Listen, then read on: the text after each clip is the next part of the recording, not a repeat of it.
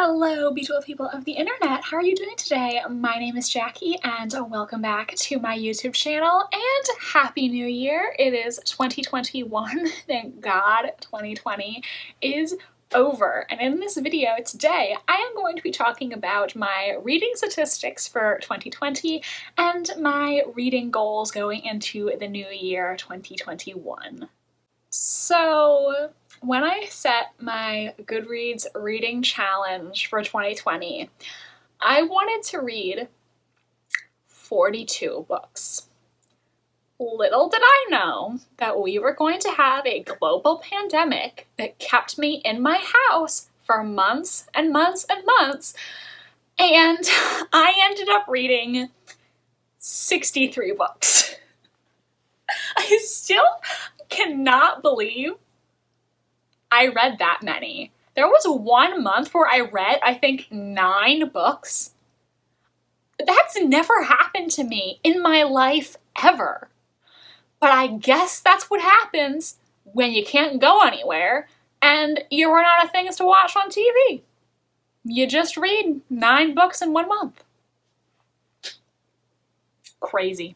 Anyways, that is an average of 5.25 books per month and 1.21 books per week.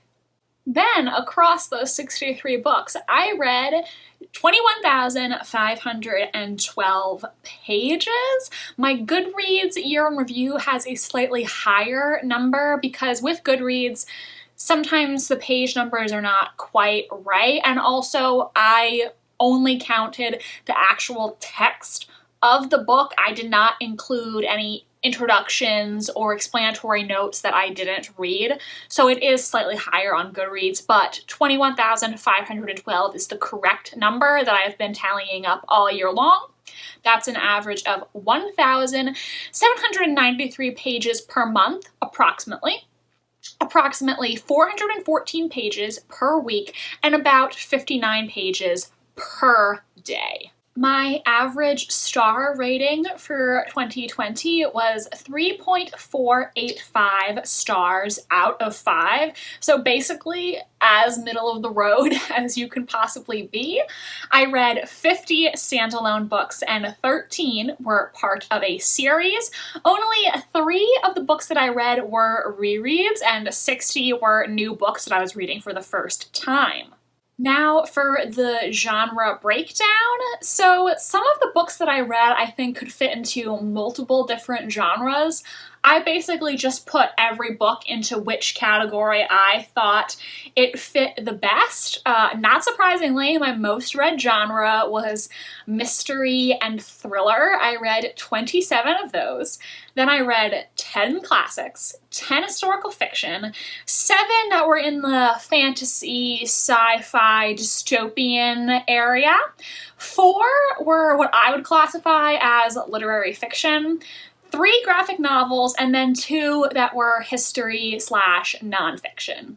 Also, I forgot to mention that 23 of the books I read were from the library, and then the rest were all books that I owned or that I got from the bookstore because they were required reading from school, so I got them from the campus bookstore, and then I sold them back at the end of the semester.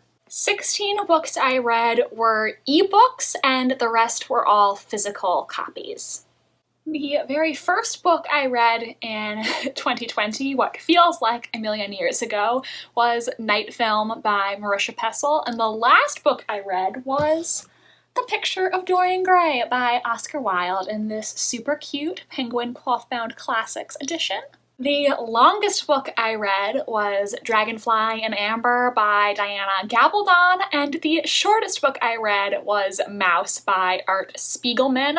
I DNF'd 2 books over the course of 2020, A Dance with Dragons by George R.R. Martin, which I would like to revisit potentially in 2021, and I also DNF'd Captive Queen by Alison Weir, which I think I DNF'd for good. I was not feeling it at all.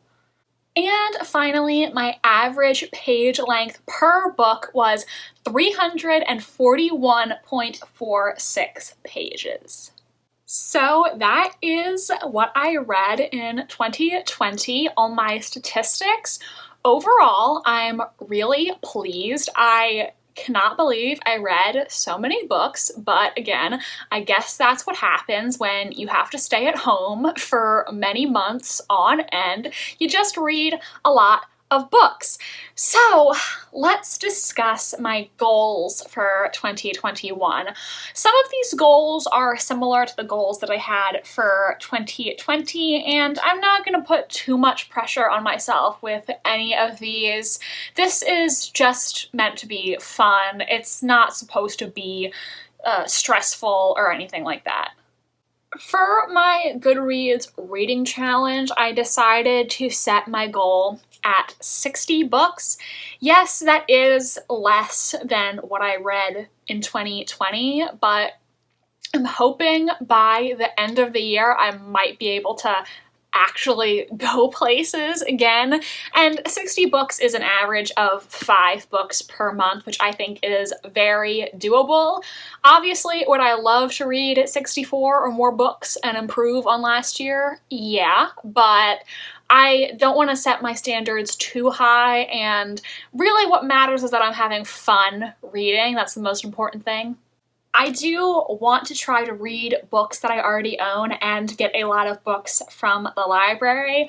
I love buying books, but I own so many. I think I need to reorganize my bookshelves again. That's why for the past several videos you've had books just sitting here, because I don't have a spot for them right now and I need to reorganize, even though I feel like I just reorganized. So I definitely want to focus on reading books I already own, especially ones that I have owned for years and haven't read yet.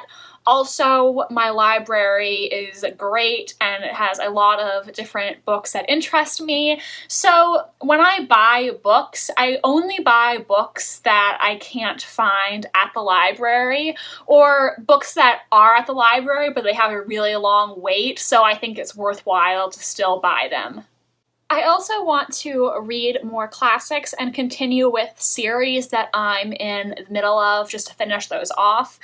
I am set to graduate from college this semester, and in the past I have had to read a lot of classic novels for my various classes, but after I graduate I want to continue to read classic books that I'm interested in my free time, especially classics that maybe don't get as much attention on BookTube, and I also want to continue on with the various series I'm in the middle of so that I can make more progress on those before I start a bunch of new series.